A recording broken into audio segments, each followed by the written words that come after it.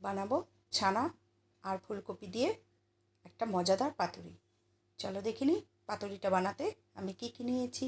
ফুলকপিটাকে ভালো করে কেটে ধুয়ে একটু ভাপিয়ে নিয়েছি, ডাঁটাগুলো সব ফেলে ফুলগুলো নেব।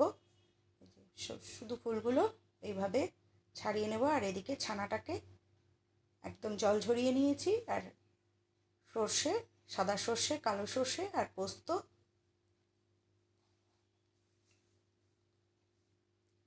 আর দুটো কাঁচা লঙ্কা দিয়ে একটা মিহি পেস্ট বানিয়ে নেব। এর মধ্যে 2 চামচ নারকেল কোড়াও দিয়ে দেবো। দিয়ে একটা পেস্ট বানিয়ে নিয়েছি। এবার একটা বাটিতে ছানা আর মিক্সিতে যে সর্ষে, পোস্ত আর নারকেল কোড়ার যে পেস্টটা বানিয়ে নিয়েছি সেই পেস্টটা নিয়ে নেব।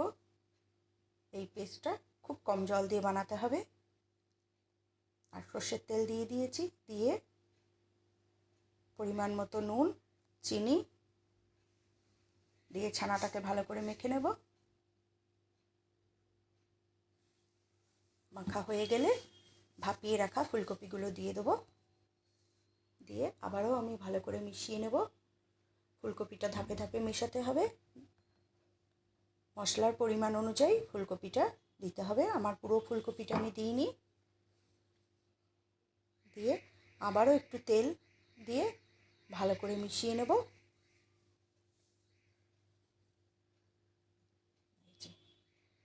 পুরো এইটায় এবার আমি পাতাগুলো নিয়ে নিয়েছি।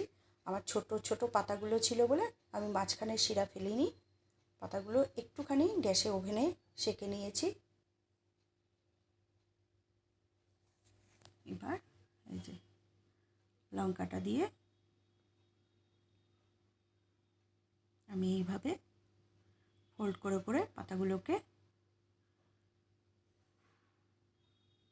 ভাঁজ করে নিয়েছি।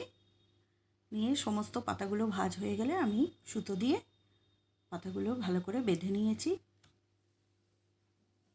সুতো দিয়ে দিয়ে বেঁধে নিয়েছি।